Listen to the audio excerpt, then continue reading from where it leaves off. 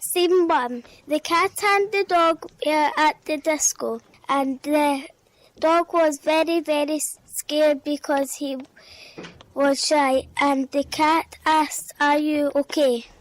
Scene 2. The cat and the dog were still at the disco, and the dog said to the cat, "Act normal. I hear someone coming." Scene 3. The cat and the dog were still at the disco, and the girl came along with her trumpet.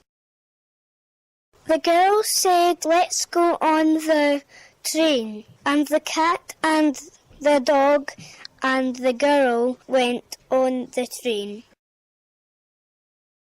Scene 5. They all went home and agreed to be friends forever.